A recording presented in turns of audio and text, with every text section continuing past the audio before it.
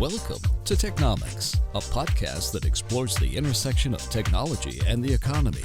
Hosted by Robin Ituli and Jeremy Nelson, Technomics is brought to you by Insight. The host's opinions, while mostly brilliant, are their own.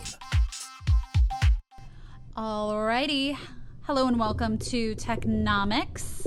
Today is the 1st of September, and I can hardly believe that it is September already. Yeah, I love this time of year, especially here in Arizona. Get to enjoy those nice monsoon storms rolling through, that rare rain that we get to see.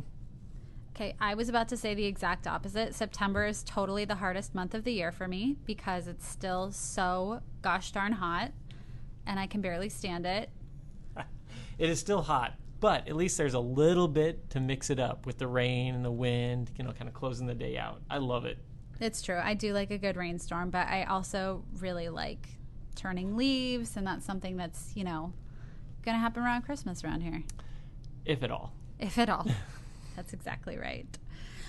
So we have some exciting things to talk about this week. One of them just happened, and it's one of those things that is really great to talk about on a podcast because it involves looking at things so you can see the challenge. But Google changed its logo today. Ooh. Yes. I mean, 16 years, the biggest change in 16 years. It's, it's fairly monumental. They've gone all sans serif on us. That is definitely someone with an eye for aesthetic detail. It is what I do. So that was one big thing. I'll get used to that over time. I'm sure there are plenty of people who are looking at it and going, I don't even know what changed. My mother, probably. Hi, Mom.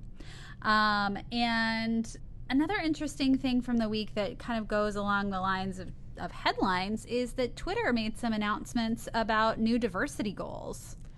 Yeah, it's actually, it's been a topic of conversation within the Silicon Valley area for quite some time. It's been predominantly dominated by white males and, obviously has been almost to the exclusion of women. And it's great to see that not only is it a topic of conversation, but something that's getting some traction and some, actually getting some headlines. I guess the thing is that, and I'm not the only one to say this, I've read this a few places, and when you look at the numbers that Twitter has put out, it's very much true.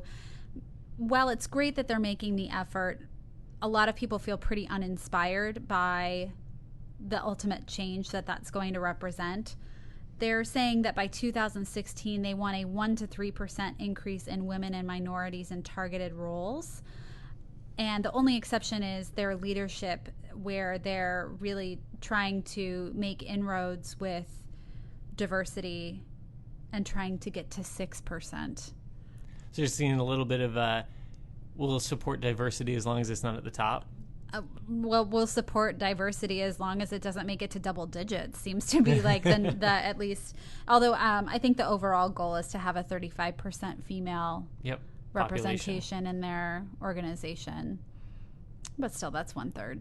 Yeah, absolutely. It's it's interesting. I've been in the technology space for 18 years now, and it's been interesting because it has been traditionally very much white male dominated, individuals that I've had the opportunity to work with. And, obviously great people have the great fortune to work with some fantastic minds, fantastic people. But at the end of the day, you have to imagine that there has to be other ideas, other point of views that come from, a slightly more diverse group of people. And that's obviously something that's been missing. And as I've gone through these past 18 years, only within the past 5 have I really seen any kind of marked increase in women or minorities participating in some of those conversations.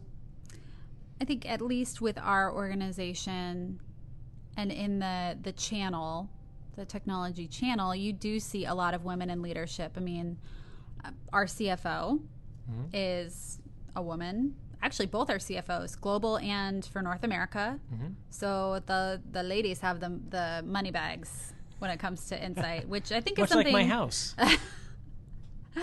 Remember, we're recording. It's all good. My wife is in charge of the finances, and she does a fantastic job. I tried to take it over for a period of time, and I had no business doing it. It was not something that was going to be one of my strengths. I have no business doing it either. Hi, honey.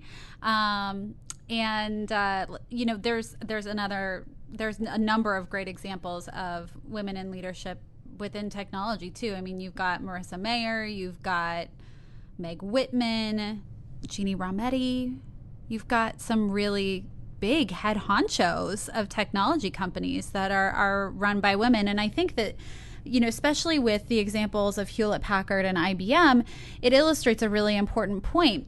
Those are legacy companies that have navigated tremendous amounts of change and have had to really genuinely shift their culture in order to not just survive, but thrive in the brave new world of technology that we're living in.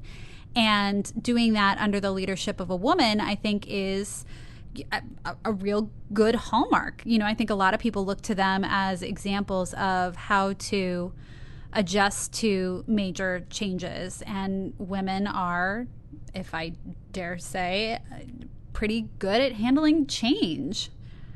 Yeah, absolutely. It comes down to, at some point, you have to do something different. Right? And those different points of views, those different perspectives, everyone's going to have their strengths and their weaknesses. But obviously going to a completely different, culture or people with completely different points of view from what's considered the status quo is obviously going to mix things up and hopefully bring that fresh perspective and help you, change direction. I think it's,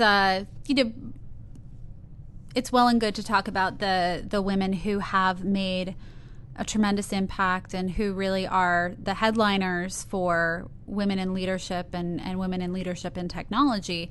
But the broader point is that just because there are massive cracks in the glass ceiling or in some instances where it has completely evaporated, in the greater scheme of those technology cultures, it's still an issue. So much to the point that, shows like Silicon Valley make it a point to just lampoon the whole thing, right? And illustrate it. Yeah. I mean, the term that it even exists, brogrammers, right? I mean, it just kind of has that whole fraternity mentality of just guys sitting around, just that kind of bro mentality. And, it's very, very apparent. And, there's even, like you said, in the show, they bring in a female into the reoccurring cast, and it's kind of like this very odd thing because, she's obviously very qualified. She's, top within her field, brilliant mind, but obviously challenged because of, some of the surroundings of just being in a generally male-dominated environment. So I guess the bottom line is we will applaud Twitter for their authenticity and transparency in their goals, and we will eagerly anticipate how they will obliterate those by going above and beyond and truly embracing diversity. Yeah, and it's one of those things. You can't move a mountain in one shovel. So it's admirable that they've at least recognized the deficiency. They're going out there, they're going public, and there's no better way to be held accountable these days than to make something like that public to the internet. When we come back in just a moment, we're going to take a reverse look at some Silicon Valley topics. So going from Twitter and how entertainment is illustrating some of those themes to taking entertainment and seeing some of those ideas brought to life.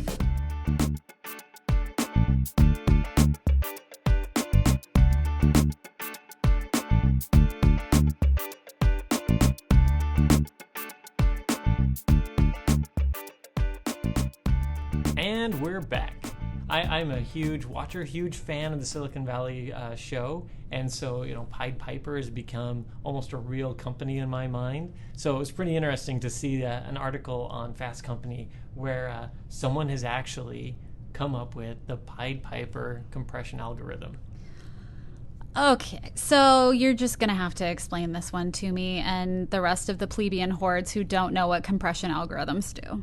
So it's basically a way of taking a file, right? A data set of some type, and going through and reducing it to a more manageable size. Now, typically that's come at the cost of what's called loss. So like a JPEG. A JPEG is a great example.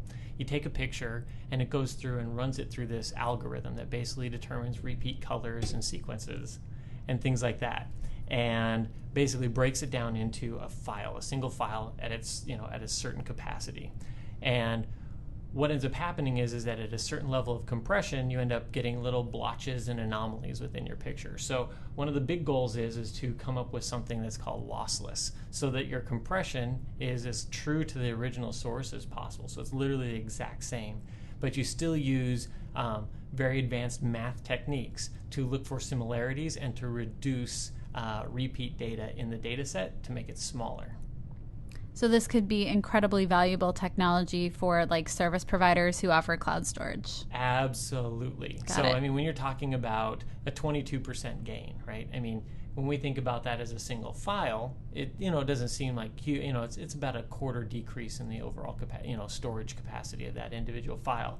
But when you're looking at, like you said, a service provider who provides storage to literally millions of people and is measuring storage within the petabyte range, decrease that by 22%, and that's an extreme cost savings. That's huge data center. I mean, even if you look at it from a green perspective, the ability to reduce data center footprints and cooling and all the other minerals and materials that go into creating a storage unit, it's pretty phenomenal.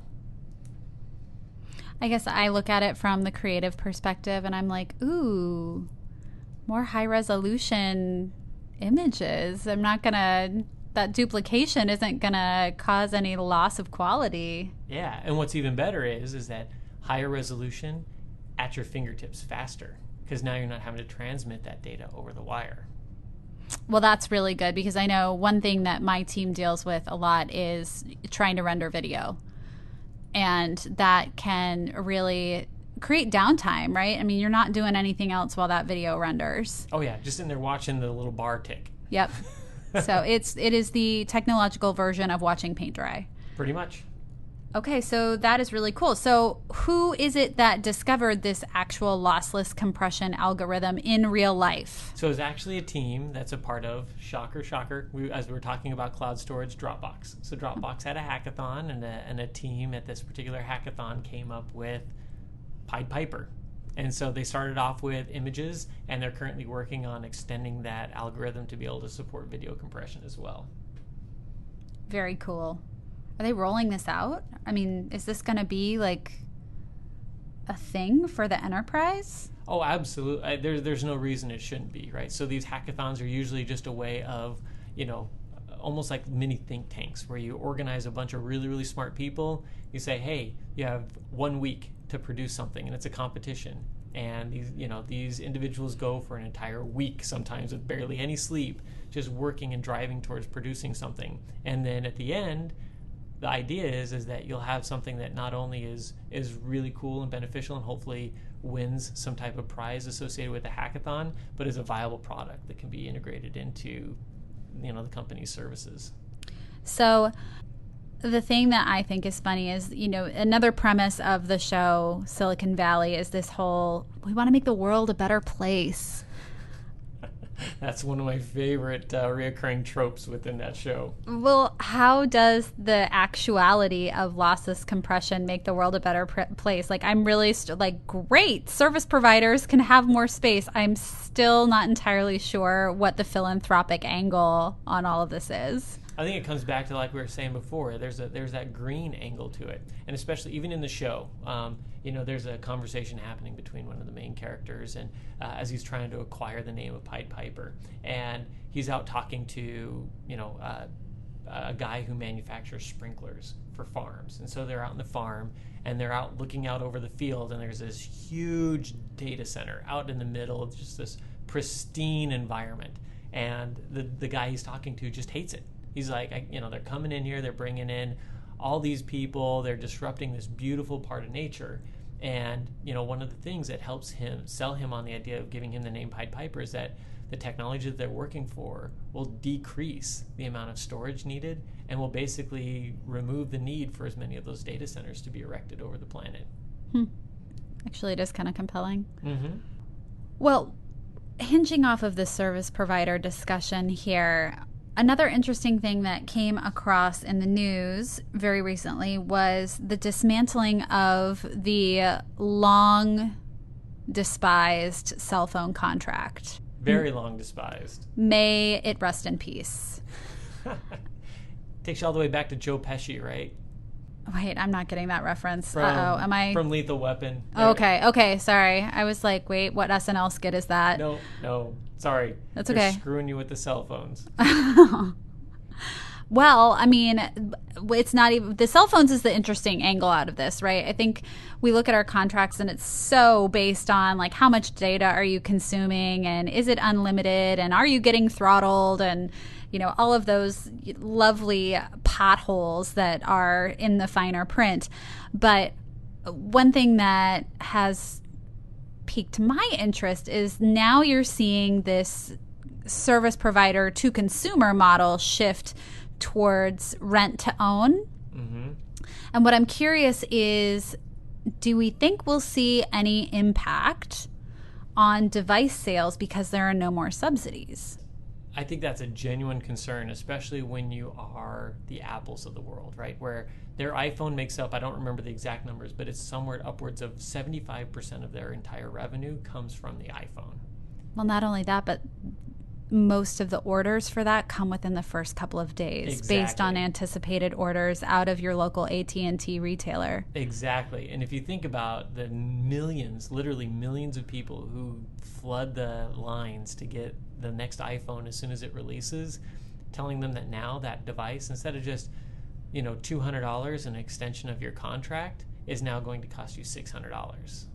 That's a significant increase. I mean, that's a threefold increase in initial cost. I mean, the fanboys and girls of the world are not going to be deterred in any way, shape, or form, because the ones who are really devoted are the ones who are spending that money anyway, because inevitably their 2-year contract is not yet up at the time of release. Yeah, exactly. And so, you know, it's funny to watch this actually disappear, because if you go back some of the earlier days of the iPhone, is, you know, they actually came up with ways for you to re-up your phone purchase before the termination of your contract. So they actually had to come up with unique ways to continue to drive that demand and to drive purchasing of those extremely expensive phone accessories, those phones, without having to force them to pay $600. So they had to come up with creative ways of, you know, of working through that whole subsidy program, and now they're completely doing away with it. Well, it's a very European model. I mean, the Europeans have been doing this for years. You could go into your local, Apple store. At the time, it was probably more a BlackBerry store. And actually, the better example is, so my best friend studied in Florence, Italy, during her junior year of college, and I went to visit her over spring break, and I was like, oh, cool phone. And she was like, thanks. I got it at the store. And then I was able to sign up for my contract. And I vividly remember eating peanut butter M&Ms in her dorm room at Hotel Fiorentina and having this conversation about how it was the reverse and how badly we wish that we could do that back at home. Oh, yeah. Which seems silly and kind of nerdy. But yeah, I mean, and that's going back, you know, a solid 10 years. Yeah, that's one of the hardest things, right? Because you buy a phone and you have immediate lock-in, right? That phone is literally locked to that provider. So your ability to port that around and your choice of providers is now decreased because that phone has to be unlocked. And that can only be unlocked after a certain period of time, or you've, you know, been with them long enough for the contract to have paid for some of that subsidy that's obviously been covering that phone. So it's great for, I think, consumer choice and their ability to, you know, go to a provider who's going to meet their needs better than maybe the person that they bought their phone from initially. What about the lease to own solution? This is one you actually see in the enterprise as well.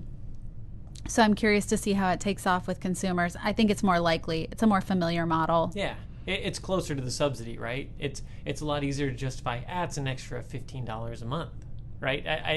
It's very much a mental game. You're still paying the same amount for the phone. In fact, that's how I purchased my most recent set of phones for my family, is that, you know, we went through and did the kind of, I guess, lease to own model where we pay $15 or $18 a month on top of your regular bill, and you get this phone, and then if you want to, it's pretty interesting, right? Because it's really a 24-month lease on the phone that you're paying it off, but you can structure it in a way that you're paying a certain amount that you can still get an upgrade in 12 months.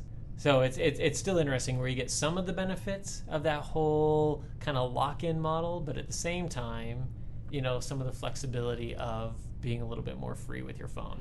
Well, this goes to a conversation that we had prior to sitting down today, and one that we will probably have to sit down and record again, but the discussion about, is it a hardware-driven world or is it a software-driven world? Yeah, very much so, right? And I don't think you'll ever be able to say that it's one or the other, because I think one dictates the other. Is that, hardware gives software an opportunity to do things that maybe you didn't before, right? The iPhone is a fantastic example of that pocket computer in that state that Apple provided just didn't exist before. So the ability to take that platform and through software enhanced through that hardware, develop something, develop models, ways of communication, ways of paying for things that never existed before, right? So, but at the same time, hardware without that software, without the imagination of the people to write the software to empower that hardware, it's paperweight. Exactly. It's negated. So I think it's very symbiotic. I don't think there really is one trumping the other. I think a really great expression of this is looking at Windows 8 to Windows 10. Windows 8 was totally a reaction to the explosion of touch devices that were coming into the market. So it was a software reaction to a hardware revolution, whereas Windows 10 has really evolved to embrace the fact that software is about experiences and the hardware is the delivery mechanism. So, I mean, there's a lot of wisdom in the way that they redesigned it.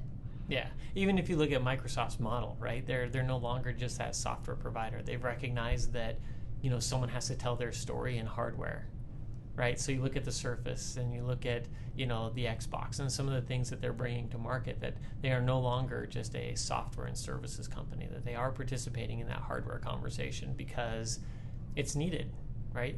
There's a need for them to be able to tell their story if no one else is willing to. Where does Nokia play into that?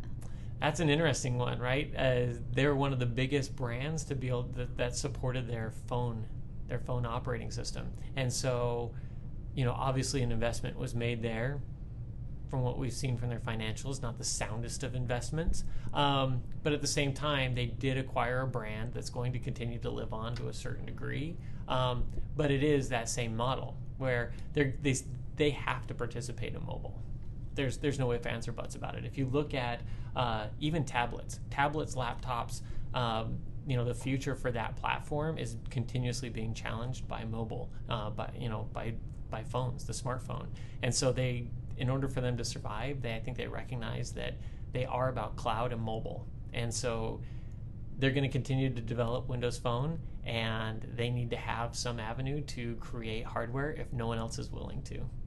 It's 50% of the disruptive forces, right? Yep. Cloud and mobile. Yep. Interesting. Yeah, with, like you alluded to, consumer choice, and a provider like Microsoft, like Nokia. Do they just call it Nokia? It was, yeah. The Lumia phones, yeah. Yeah. Yeah. Yeah, there was no absorption there. That's interesting, too, to me, from a branding perspective. They did kind of absorb it. They called it Nokia for a while. Then they rebranded everything to Lumias. So everything that was under the Nokia umbrella got renamed to the just kind of general term used for their phones, their high-end phones. They're called Lumia phones. So now that entire business unit, everything that survived and remained inside of Microsoft is basically branded Lumia. I didn't keep up with that one. We have come to the close of another fine episode of Technomics. So, Jeremy, let me ask you, with your non-subsidized cell phone contract, what will be your next device purchase? Oh, absolutely. I already know what it is. So, again, there's no hiding. I am a big fan of Microsoft products. I always have been. And they're going to be launching some new flagship smartphones here in the next couple of weeks. And the one in particular that I'm interested in is the CityMan. It's supposed to be a 8-core. So how urbane. Right? But it's supposed to have 8 processor cores in it, 3 gigs of memory, and support this really cool feature called Continuum, where it basically makes it so your phone can take the place of a traditional laptop. So I'm really excited to see if that pans out. Very cool. And I am eagerly awaiting the September 9th announcements that will be coming around the iPhone 6S. Apparently there's some big things that are going to be coming there, and I'm sure we'll be talking about them next time. Absolutely. You can't avoid the Apple conversation when it's iPhone season. No, then it's a season. It is a season, and we'll talk about the one of the most wonderful times of the year next time on Technomics. Thanks for listening. You can find all of our shows on iTunes. Join us next time for another episode of Technomics.